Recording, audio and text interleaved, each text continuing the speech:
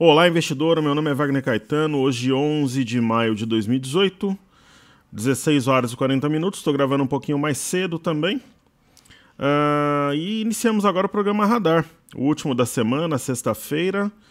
E vamos ver como é que fecham aqui as criptomoedas, as ações, né, pessoal? E eu já aproveito para convidá-los, caso queiram receber o Informe Cenário todos os dias perto da abertura do Ibovespa à vista, nome e e-mail no site toptraders.com.br, eu vou deixar na descrição do vídeo.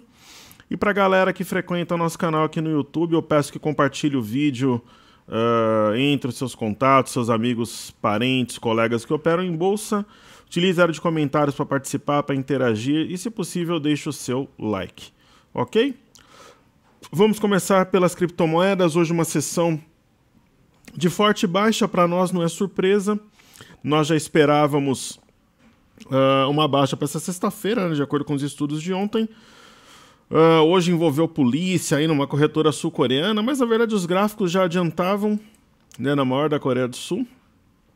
Os gráficos já adiantavam, né, pessoal, um movimento de baixa, né? Eu até comentei alguns dias atrás que se eu tivesse uma compra eu já teria realizado lucro nesse sinal de topo duplo que nós tivemos perto de 9.700, 9.800 dólares, né?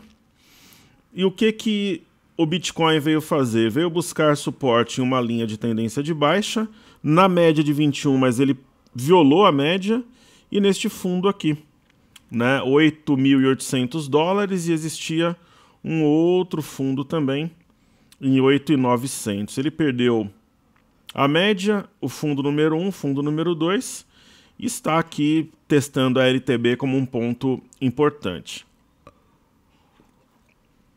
O que eu comentava semana passada é que se ele violasse a média e esses dois fundos, ficaria com um jeitão de topo duplo aqui que poderia jogar o mercado em 8.000 dólares. O que pode segurar agora? Essa LTB. Se ela for violada, nós teríamos alvo em 8.000 dólares para talvez terça, quarta-feira de semana que vem. Ok? No caso do Ethereum, né, hoje é uma queda generalizada, ele está caindo também. Eu até comentei ontem que 708, 709 era um alvo possível, mas que para mim não seria uma surpresa ver o Ether na média. Aqui está ele, vamos ver se ele segura na média ou não. Eu acho que se o mercado como um todo continuar caindo, a gente deve ver o Ether. Eu vou até tirar essa linha aqui de prazo mais longo, né? A gente poderia vê-lo a 600 dólares, é uma hipótese. Caso continuasse uma queda generalizada, mas aí ele teria suporte 650, abaixo 600 dólares. Então a mão está vendedora nesse momento nas criptos, né? No caso do Ripple, eu até comentava, né, que a perda, comentava ontem, anteontem, de 0,78 poderia jogá-lo a 70 centavos de dólar. Foi isso que aconteceu, né? Ele não tem os suportes bem demarcados aqui, mas enfim, ele vai caindo conforme as outras criptomoedas se desvalorizam também. Até pelo valor nominal é complicado um estudo mais fidedigno, mas, por exemplo, olhando o passado aqui, a gente poderia imaginá-lo, até para formar, quem sabe, um ombro, cabeça a ombro invertido, imaginar o Ripple a 58, 59 centavos de dólar. É uma hipótese, sim. E falando sobre o Bitcoin Cash, ele tinha um forte suporte a um 569, tinha acionado um pivô acima de 1.560, um 561. Nós temos aqui uma perda de linha de tendência de alta, perda do suporte importante da cabeça do pivô, onde o mercado veio na média, que era um alvo natural. Caso ele perca a região da média, 1.330 por ali, ele teria suporte 1.273, 1.246 e poderia até fechar o gap. Eu particularmente acho que se o Bitcoin continuar caindo, a gente poderia vê-lo pelo menos a 1.273 aqui neste fundo mais importante que nós tivemos na virada de abril para maio. Ok? Então, criptomoedas é isso aí. Vamos dar uma olhada nos fechamentos na Europa. Europa sem direção única, né? Mesma coisa das bolsas americanas, não tem direção única. FTSE na Inglaterra 0,31 de alta, DAX na Alemanha 0,17 de baixa e CAC na França 0,07 de baixa. Então, vamos... E Xangai 0,35 de baixa, destoando das outras bolsas asiáticas, né? Hoje no meu informe cenário eu coloquei muitas informações sobre a China. Pessoal, China impacta commodities, commodities impacta Brasil, e é uma relação muito intrínseca, né? Então eu particularmente, um terço do meu informe ele fala realmente da Ásia, da China em especial, porque impacta, muitas vezes o investidor quer vender China, ele às vezes não tem uma conta lá, ou ele prefere um mercado que ele considera um pouco mais maduro, ele vende Brasil aqui. A China tem várias lendas lá sobre cotações infladas, regulamentação, então muitas vezes quer vender China, o pessoal ataca as ações aqui no Brasil e vice-versa, quando compram também ações ligadas à siderurgia, metais, coisa e tal. Falando da Bolsa de Xangai, a semana foi altista, né? Ela está sob efeito de um fundo duplo. Este fundo duplo efetuado numa região de suporte, né, acompanhado de rompimento falso do fundo do dia 9 de fevereiro. E tem potencial para subir mais, até 3.320 por aqui. É normal, né? Movimentos, o mercado sobe, descansa, faz movimentos, topos e fundos ascendentes, né? Então a Bolsa da China tem potencial para continuar em alta. No caso da Bolsa da Alemanha, índice DAX de Frankfurt também uma semana bem altista, né?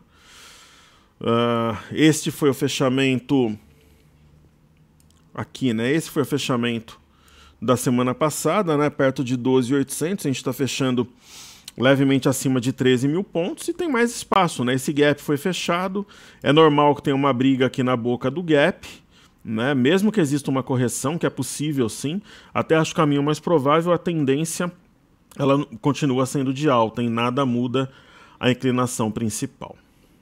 Ok? Aqui no Brasil, pessoal, a gente vai... Aqui no Brasil, falando das bolsas americanas primeiro, antes de vir para o mercado doméstico, né? Nós temos aqui o Dow Jones com um delay de 1 minuto, é uma das novidades, a gente fazendo o estudo do Dow Jones no Cartesia, né? Nós temos a Bolsa Americana aí na tela, foi uma semana de alta, tá para fechar daqui a pouquinho a Bolsa Americana, se a gente pegar o fechamento aqui do dia 4, né? No dia 4 fechou a 24.262, está fechando a 24.809. Existia uma possibilidade de um oco que eu disse a vocês que eu não acreditava e realmente ele foi anulado. O fundo foi formado na região de 23.500, que foi fundo em fevereiro, em março e também em abril, quer dizer, é uma região forte. Agora, o Dow Jones, teoricamente, ele cumpriu o objetivo dessa pernada de alta, que é 24.860. A gente pode até marcar esse ponto aqui, né? 24.860. Deixa eu ajeitar isso aqui um pouco mais. Colocar acima aqui dos preços, né?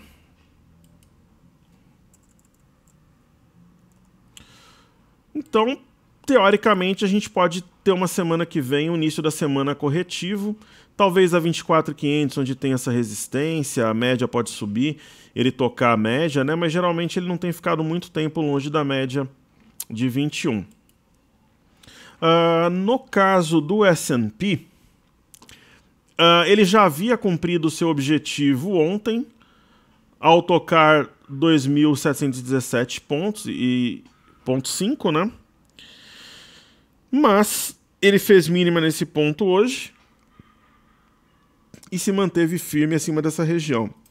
Professor, significa que ele vai subir, vai fechar gap em 2.750? Acho que até vai, mas não agora. Eu acho que se houver uma correção, envolveria Dow Jones, S&P, até um rompimento falso, trazendo S&P aqui na média ou nesse topo a 2.682, 2.683 aqui. Foi um fundo duplo, né? Cumpriu o alvo, mas assim, acima de 2.717, 2.718, prevalece a compra. No caso do índice Nasdaq, ele está descolado, né? Ele rompeu um triângulo. Geralmente, na maior parte do tempo, os objetivos do triângulo é o início da figura, né? Por 2 vezes ele tocou essa região, hoje está caindo de leve. Se o mercado mostrar alguma força vendedora segunda-feira, isso aqui pode ser interpretado como uma pinça de topo. e trazer o mercado até esse topo anterior, até a média de 5.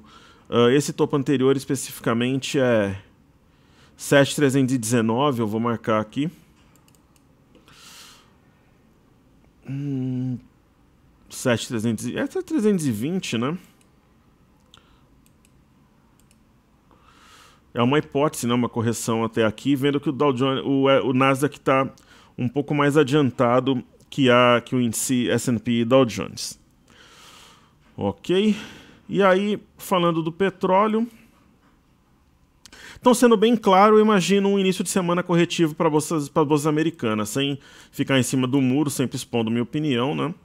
Eu acho que elas começam a segunda-feira em baixa, assim como eu acho que vai ocorrer na Europa e tal.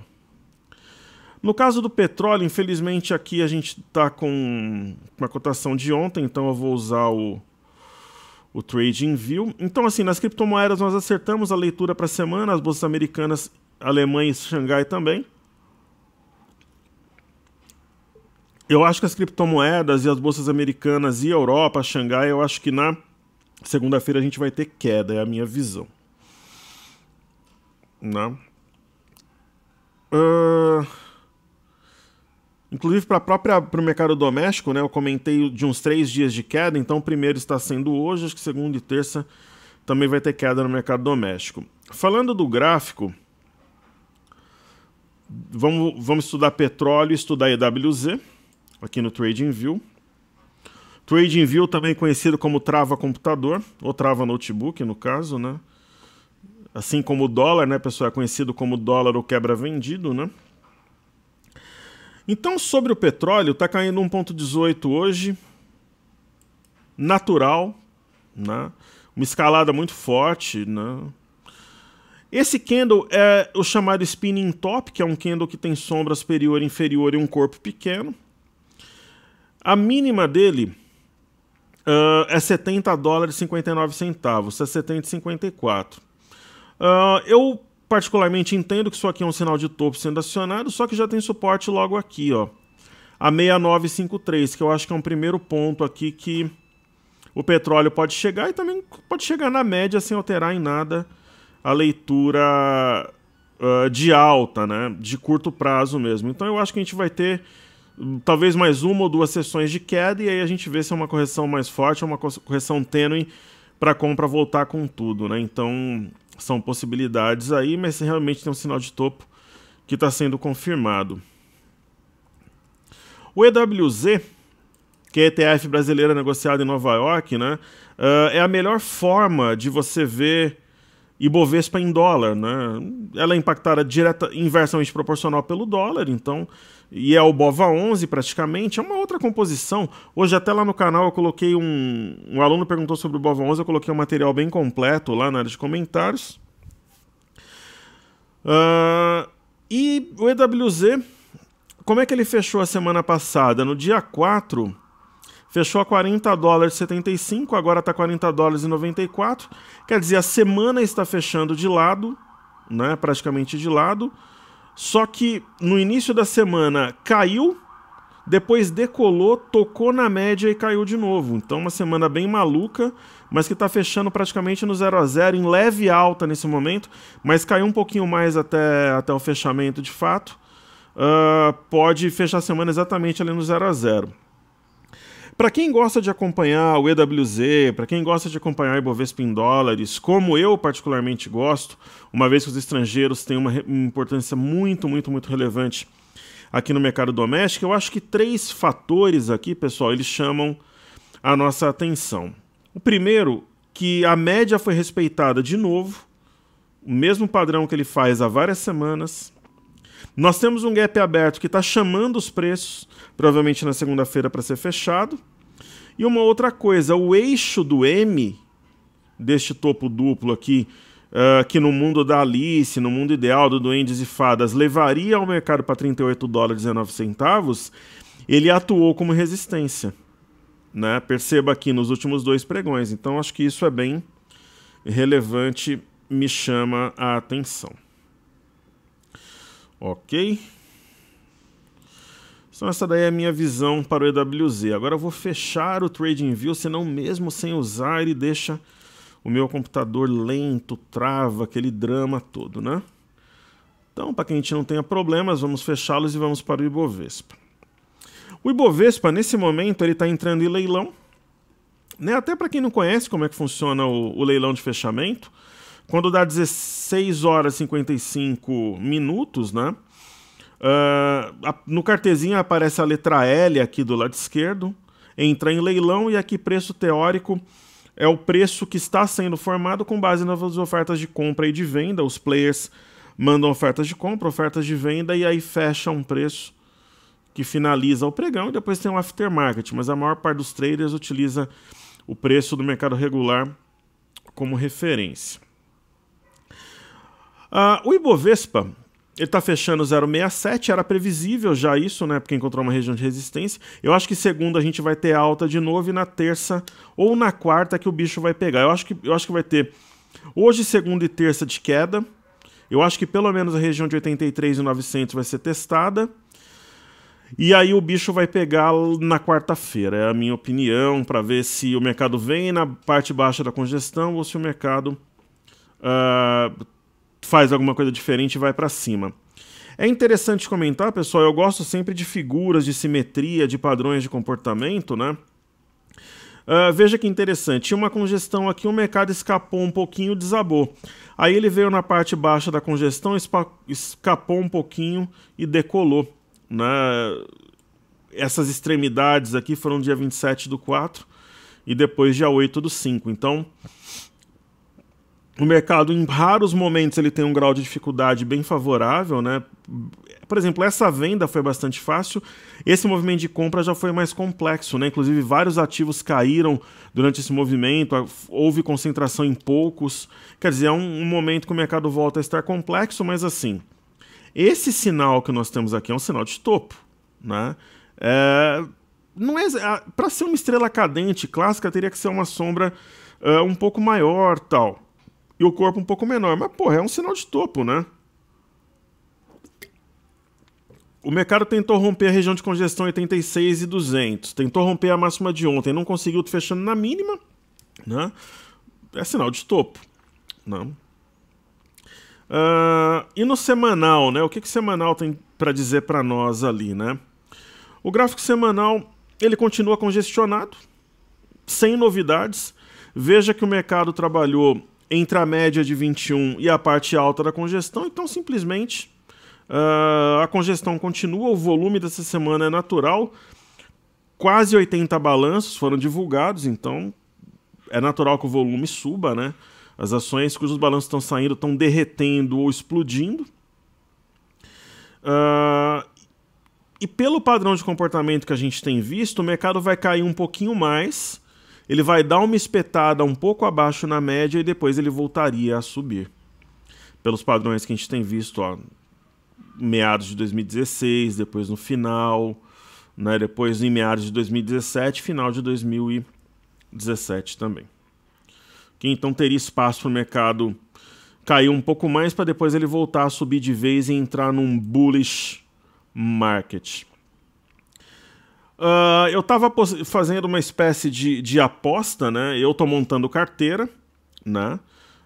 Eu estava dizendo para os meus alunos o seguinte, pessoal, o pessoal do meu grupo, eu acho muito difícil ver o mercado abaixo desse fundo aqui, ó, 82.200. Eu acho que o mercado pode até vir nessa região, né? 82.200, 82.000 pontos. Mas assim, ver o mercado trabalhar abaixo desse patamar eu acho difícil. Eu tinha uma expectativa que o mercado poderia sim buscar essa região, ó, de 79.690. Hoje eu já coloco isso daí em xeque, né? Essa região seria protegida por essa linha de retorno, pela LTA, então, né, eu acho difícil ver o mercado abaixo de 82.000 pontos, mesmo que a gente tenha um início de semana corretiva na semana que vem. Ok? Então, esse ponto para mim era um ponto muito provável de correção, eu já não acredito que o mercado venha aqui. Ok? Falando sobre o BOVA11, ele, da mesma forma que ele fez esse scalp aqui no dia 27 e desabou, ele fez esse scalp aqui no dia 8/5 e decolou. O BOVA11 eu gosto muito dos sinais. Um sinal muito claro assim de topo, né? Você consegue ver como se opera o BOVA11. O baixo volume chama atenção. Apesar de ser uma cesta, vários ativos trabalharam com volume, mas é um sinal de topo, né? Esse gap foi fechado. Lembra que eu comentei com vocês ontem, pessoal? Os mercados, os ativos têm fechado os gaps e andado na direção contrária. Então, eu acho que o BOVA11 entre segunda e terça-feira testa 81. Né? A perda do 81 jogaria o BOVA11 nos 80 de novo. Lembrando que antes do 81 tem as médias, mas eu não acredito que elas segurem os preços. Essa é a minha visão, ok? No cenário de correção moderada, a gente veria o BOVA11 81. Se apertar um pouco mais, vai nos 80. E falando do índice futuro, né? Eu vou até tirar esses pontos de FIBO aqui, não fazem mais sentido. O índice futuro, ele não chegou a vir nessa região aqui, digamos, entre aspas, que ele subiu menos que o Ibovespa. Ele parou nessa região de resistência, ó. Veja, pessoal, que o ponto que ele tocou ontem e hoje, ó, 86.680, 86.840, foi topo 1, 2, 3, 4, 5, 6, 7, 8, 9, 10, 11, 12, 13, umas 15 vezes de março para cá. Ó. Olha essa faixa aqui, ó. Topo de ontem e de hoje. Então essa região realmente segurou o mercado, ó. Olha quantas vezes foi topo no intraday, né? No mês de março, depois em abril várias vezes, então segurou o mercado. Professor, tem um ombro, cabeça, ombro aqui? Pessoal, até tem, só que é aquela história do Dow Jones. Eu acho que o mercado até vai corrigir segunda e terça. Eu acredito numa segunda e numa terça de queda. Mas eu não acredito, por exemplo, que ele vai ser, por exemplo, acionado com praticamente a neckline seria a linha de retorno inferior aqui, ou uma linha um pouco menos inclinada, enfim, não acredito que ele vai ser acionado, mas eu acredito, por exemplo, no índice futuro na semana que vem, por exemplo, 84 mil pontos. Eu acredito. Né, 84, 83.500, aí eu acredito. 83.360 no cenário mais pesado, mas não abaixo desse fundo aqui, ó. 82.580, que foi a mínima da semana. Eu acredito que ele tem potencial para cair mais 1.500, talvez 2.000 pontos. Ok? Então essa é a minha leitura. Falando sobre o dólar, né, o dólar, também conhecido como quebra-urso, ou quebra vendido, né? Ele dá o sinal, mas ele anula e sobe, pessoal. Então, assim, como eu disse durante a semana, comprar dólar nesse ponto exige muita perícia, você tem que vir de uma temporada já de ganhos, tal, mas até faz sentido. Agora, vender dólar é loucura. Né? A paular, ainda mais o pessoal que se atreve a fazer no day trade, que eu sempre comento que não é a minha praia, né? Eu acho que o day trade, o tempo tá contra, a alavancagem tá contra. Por exemplo, hoje ele saiu de 3.550, tá aí 3.609, 60 pontos num dia é muita coisa. Então, os drivers externos e internos, eles estão favoráveis e assim, eu teria interesse no dólar caso ele, por exemplo, desabasse num dia, aí no intraday, você pega uns 60 minutos, está super longe da média no 30, no 60, eu entraria comprando para ganhar uns 60, 70 pontos. Né? Mas em condições ditas normais, eu tô fora. Né? Então a força aí é muito grande. Aí no dia que todo mundo disser, então o dólar é compra mamão com açúcar, eu vou entrar comprando, aí ele cai 2% num dia. Então o momento era aqui embaixo, né? Quem entrou, tá com bom risco retorno, vai apertando stop, quem não entrou tem que esperar uma distorção, um exagero ou uma conjuntura de fatores que justifique uma entrada no dólar. Ok? Como destaques de hoje, eu vou falar de Estácio, ok? E eu vou falar de Amar 3. Saíram os balanços tal, e o mercado bateu. Pessoal, Estácio, o que a gente vê aqui, né? A ação fechou o gap, lembra daquela história que eu falei? Os ativos têm fechado os gaps e andado na direção contrária, né? Ele fecha subindo e depois ele cai. Estácio perdeu uma linha de tendência de alta, né? Tá fazendo um pivô de baixa e tá buscando uma região de suporte. A região de suporte é essa aqui, ó, 26,70.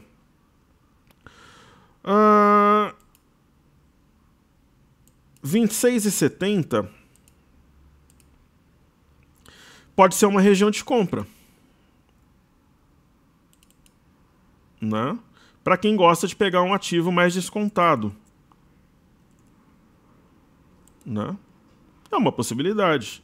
Você pega uma ação em tendência de alta, quando é que você compra ela? Quando ela corrige, não lá no topo, né? A mesma coisa do, por exemplo, falando do educacional, falando de Ser 3. Pessoal, Ser 3, uma coisa é você comprar Ser 3 a 33. Agora, você pensar em comprar pela metade do preço a 17, é mais o meu estilo, né? Ela veio aqui num suporte também. Então, o meu estilo é mais comprar aqui embaixo, ó, a região de suporte, né? Nos 16, do que comprar aqui em cima. Aqui eu não compro. Aqui eu não estou dizendo que eu estou comprando esse ativo, mas aí me interessa. É a mesma coisa de Kroton, falando do setor educacional, né?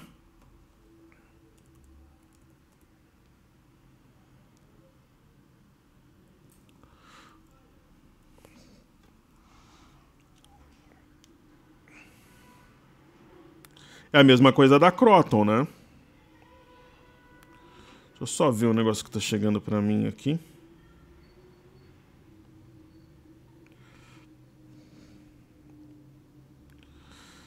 Não, o pessoal insiste em querer falar comigo no momento do programa. Ou é muita coincidência, ou é... Bom.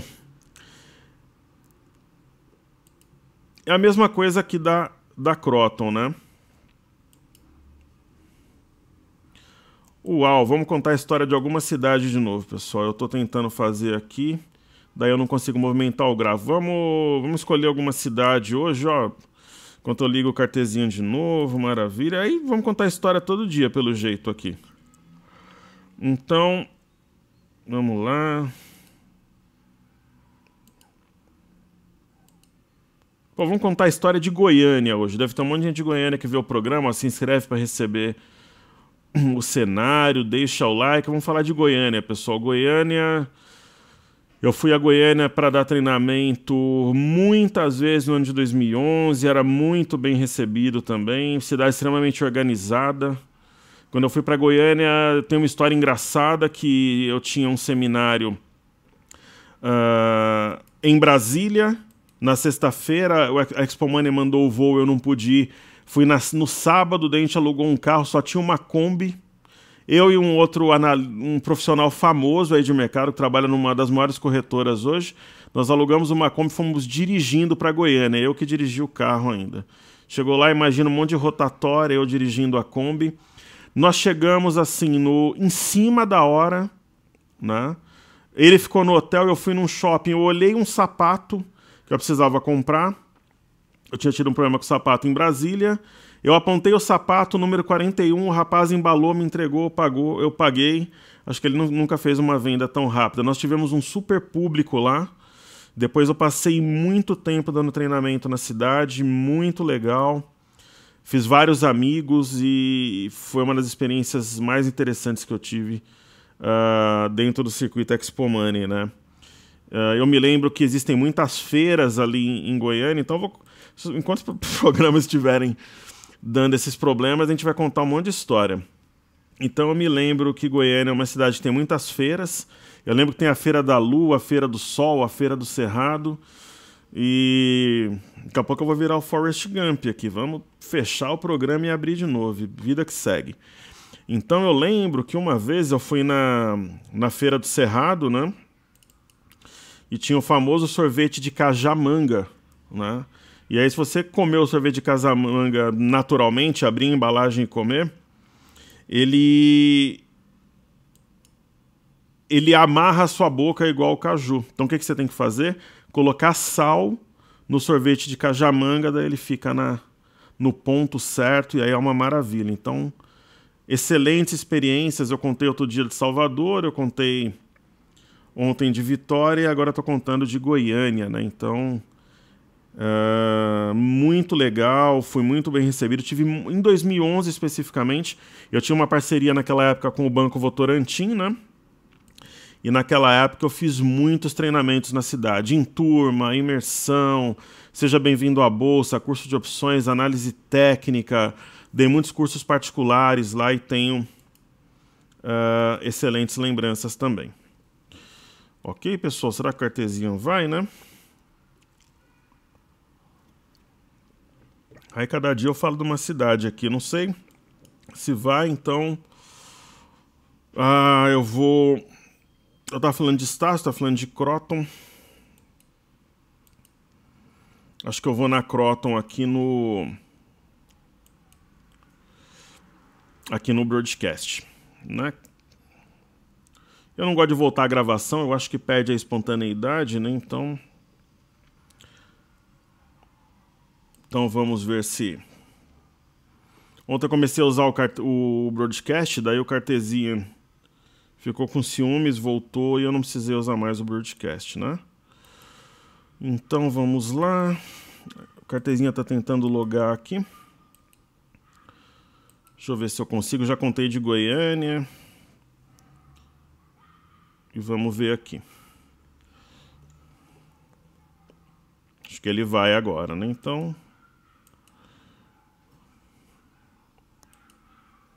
Se não, eu uso aqui o... Por caso a gente apela até pro TradingView, né, pessoal? Vamos ver aqui. Bom, eu vou tentar fazer com... Eu estava falando do setor educacional, né? Falando dos destaques, falando de Croton. Por exemplo, Croton, né? A gente estava falando de Ser, falando de Estácio, né? Então você pega a ação, por exemplo, ó, tá abaixo de um ponto que ela trabalhou em 2016, por exemplo, né? Olha que interessante aqui, pessoal. Croton tinha um gap aberto aqui desde maio de 2016, tá descendo aqui para fechar, ó. Né? Isso é muito interessante. Aquelas histórias que os gaps acabam atraindo preços, né? Então, de repente, está voltando para fechar esse gap, pode ser oportunidade aí também, né? São possibilidades que as ações muitas vezes oferecem. Então, uma coisa é você comprar Croton a 21, uma coisa é você comprar a 11, né? Aqui em cima eu não compro, aqui embaixo, como eu falei da Ser, como eu falei da Estácio, como eu falei da Croton, é uma outra história, né? Eu acho que eu vou ter que fazer os pedidos do YouTube no broadcast também. Então vamos lá, vamos fazer. Vou pegar aqui a listagem, a gente faz no broadcast. A primeira ação é TPIS. TPIS 3. Que é Triunfo, né? Esse tipo de ação, quando ela tem esses gaps, né, pessoal, o mercado fica trabalhando, né, longe do gap, configura como gap de fuga. O que eu vejo especificamente com valor mais baixo, aí eu já tenho um pouco de restrição. Nós estamos em uma região de 1,95 e 94 como suporte, houve um rompimento falso, a ação subiu, só que com essa movimentação de hoje ela nega, né? Então a gente pode colocar uma média de 21 aqui, né, para a gente ver se está longe da média. É um ativo que eu não entraria. Eu acho que, assim, às vezes você tem, num determinado momento, um mercado tão complicado que você tem que ficar escolhendo alguns papéis tal e peneirando. No momento tem tantas opções de compra, né? Você vê que ela sentiu a média. Então, por exemplo, é uma ação que não me interessaria, né? Agora, para quem está comprado, eu acho que aqui abaixo de 1,95 ou desse último fundo, ela poderia cair um pouco mais. Então, para quem está comprado, acho que tem que ficar atento. Não sei até que ponto vale sair agora depois que desabou. Mas para uma nova entrada, por exemplo, eu não sei até que ponto faz sentido, né? Então, não... Ok? Aí... Vamos falar aqui de Itaúsa.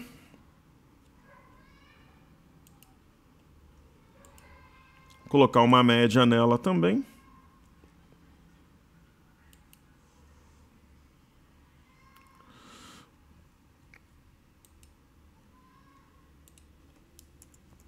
Uma média de 21. Itaúsa junto com ABC B4 são os bancos que eu estou de olho. Pessoal, ela tem um sinal de topo, né, de topo triplo. Ela desabou sob esse efeito, repicou e sentiu essa região de topo anterior e deste fundo. Eu acho, sendo coerente com o que eu falei do Ibovespa, que ela vem nessa região que foi mínima essa semana, perto de 12, mas não vejo ação muito abaixo desse ponto, salvo um recuo até 11,80 neste fundo aqui, mas não vejo, por exemplo, cenário de baixa assim para o ativo, não. Ok? Acho que pode corrigir com o mercado como um todo, tem até esse sinal, mas não uma baita queda para o mercado comprar com muito mais desconto do que está. Seguindo a ordem cronológica, aqui nós temos os Minas. Eu só vou tentar, enquanto a gente fala, logar o cartezinha de novo, porque os meus estudos lá eles já estão prontos, então eu acho que a gente tem um melhor aproveitamento, mas se não for, paciência, a gente faz tudo aqui. Falando de Usiminas, pessoal, o setor de siderurgia, de mineração como um todo, ele teve, se a gente pegar aqui o dia 4, né, fechou aqui perto de R$11, está fechando também a 11, uma semana completamente lateral, né? Não houve uma movimentação que não fosse algo bem travado. Aqui a inclinação parece que é de alta, mas numericamente não, né? O minério, os metais oscilaram muito, alumínio, cobre, no exterior. E isso foi refletido aqui nos ativos de siderurgia. Não é o meu setor predileto no momento. Existe um esboço de um ombro, cabeça, ombro invertido, sim. Ok? Certo? Mas precisaria romper aqui em cima nos 11,70. Então eu vejo um cenário de leve correção, sendo bem claro, para o mercado como um todo eu acredito em correção para depois uma retomada da alta mais firme quebrando a congestão. Então o Usiminas se encaixaria nesse cenário que eu vejo. Eu vou realmente ter que desligar aqui o broadcast, o cartezinho, porque senão eu vou até ter problemas na própria leitura aqui do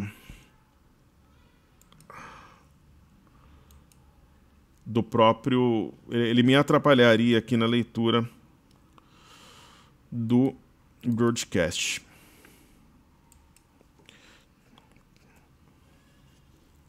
Vamos lá, eu vou tentar... Haja paciência. Eu vou tentar...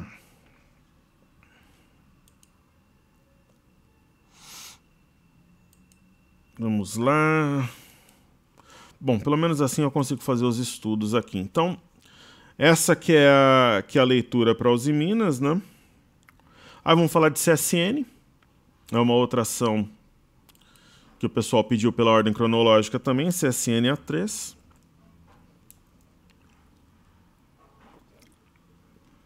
Para a CSN especificamente, como a gente tem temporada de balanço, às vezes os setores eles descolam um pouco, né, um ativo do outro aí. Vou colocar a média ali também.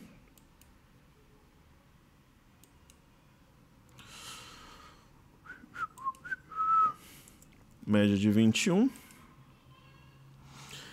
No caso da CSN especificamente, né, se eu pegar aqui o dia 4, né, eu tive um fechamento perto de 8,90. Está fechando a 9,27. É uma inclinação de alta, mas dentro de um movimento aqui de congestão, ela teria um amplo espaço para subir acima de 9,45 aqui. Ela poderia ter um amplo caminho, e vai ser o desafio do ativo. De siderurgia, que na minha opinião está mais interessante aí quando a gente fala do gráfico especificamente, ok? E tem o último pedido do YouTube, que é ST BP3.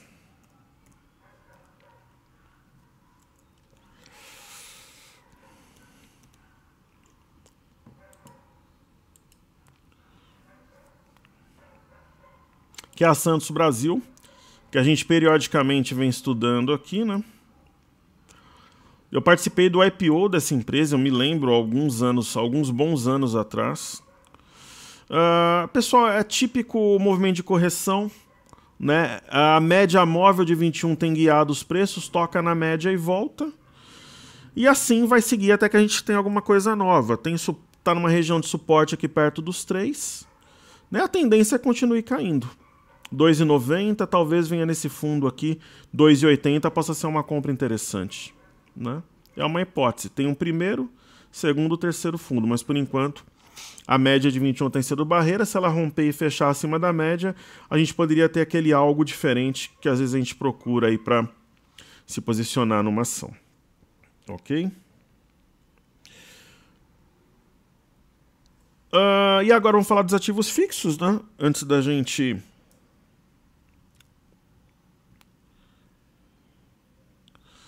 finalizar, vamos falar de Petro. Petro 4.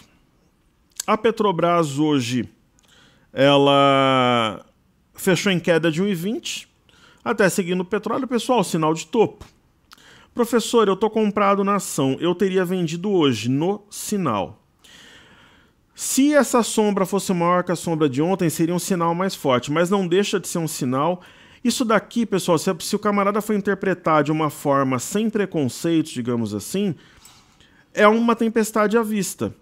Porque o mercado abriu aqui e fechou dentro do corpo do candle. Professor, mas tem que fechar pelo menos na metade do corpo do candle anterior. Mas é um sinal de topo, pessoal. Isso sugere que a ação vem na média, aqui provavelmente na região de 23. Essa é a leitura que eu particularmente tenho. Para depois tomar fôlego de novo na minha visão. Porque uma alta tão firme assim, dificilmente o mercado geralmente ele corrige, e aí ele corrige forte muitas vezes, e aí depois ele volta a subir. É muito difícil simplesmente o mercado sobe dessa forma e depois ele inflexiona, entra na movimentação de baixa. Geralmente tem correção. No caso da Vale, que fechou em alta de 2,39, nós temos pronto já no cartezinha, mas a gente pode fazer aqui, né? A gente tem uma região muito forte aqui que é 47,15 e a gente tem esse topo aqui na região também de R$50. Então Vale... existe uma sombra superior. Isso aqui é uma chute está numa estrela cadente meio disfarçada. Como está longe da média, eu venderia pelo menos uma parte da minha posição. Vocês não viram eu falar isso durante a semana. Eu sempre falava que a tendência é de alta, de alta, de alta, que não tem sinal. Hoje tem um sinal por quê? Porque diferente dos outros pregões, eu tenho sombra superior. Então, pelo menos uns 40% a 50% da posição eu venderia, e na perda da mínima de hoje, eu venderia o restante. Principalmente se abrir em gap de baixa, porque deixaria um bebê abandonado de topo. Ok? E aí vamos falar de bancos, BBDC4. Aí na tela. Deixa eu dar fazer uma limpeza aqui no meu gráfico que a gente estava usando o Cartesian, né? O que a gente tem aí em Bradesco, né, pessoal? Se eu pegar, como eu gosto de fazer, e eu pegar aqui a semana, né? Pegar aqui o dia 4, né, o fechamento foi em torno de 33. Se eu pegar o pregão de hoje, o fechamento foi em torno de 33. Então, quer dizer, na semana não andou praticamente nada. Aqui foi o fechamento da semana passada, fechou alguns centavos abaixo da semana passada. Só que pelo fato de ontem ter tocado a média de 21 e respeitado, isso abre espaço para teste desse fundo, que é a mínima da semana passada, na região de 32. Né? Perceba que a média, juntamente com esse fundo, foi resistência. O mercado não se sustentou acima da região de 33, que tinha sido topo em outubro, fundo aqui em fevereiro e também fundo aqui no mês de abril. Né? Então, ela perdeu numa tacada só essa região de topo, este fundo e respeitou a média.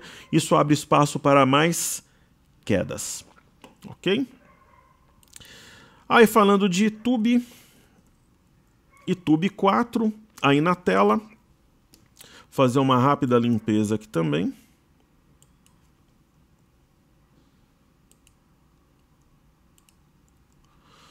certo? Se a gente for avaliar na semana, né, é sempre interessante, eu acho que faz todo sentido fazer isso aí na sexta-feira. Se a gente pegar o dia 4, fechamento foi aqui, ó, perto de 47,50. E hoje, apesar de estar fechando com um candle de queda, né, na semana especificamente está tendo mais ou menos 1% de valorização. Isso é bom, professor? Significa que vai subir? Na verdade, não. Ela respeitou essa região de fundo, né, muito forte, né, em torno de 49,50. Respeitou a média, deixou um candle vermelho negando o candle de ontem. Isso significa o quê? Que ela deve testar o fundo anterior mínima da semana perto de 47. É ali que vai ser a briga, né? E por fim, Banco do Brasil, BBS3. Sentiu o balanço, né? Se a gente pegar o fechamento aqui do dia 4, foi praticamente em 35. Está fechando hoje 35,81. A semana é altista, né? Os candles de terça e de quarta subiram muito, mas como ela tem feito, ela sentiu a média, negou este candle. Então, para mim, isso significa que ela vai testar o fundo da semana passada em 35 novamente. Ok? A inclinação é de baixa, os movimentos de altas eles são configurados como repiques. Ok, pessoal? Então, se gostou, deixa o like, compartilhe, participe da área de comentários, peça ativos, coloque alguma coisa que você acha que agrega para a comunidade ali para o canal e quer receber o cenário, nome e e-mail no nosso site, vou deixar na descrição do vídeo, recebe a partir de segunda. Muito obrigado pela companhia, espero trabalhar duro para honrar a confiança de vocês, pessoal, e seguimos juntos, porque juntos somos mais fortes. Saúde e paz a todos, um excelente final de semana, até segunda-feira na mira do trader, se Deus quiser. Valeu!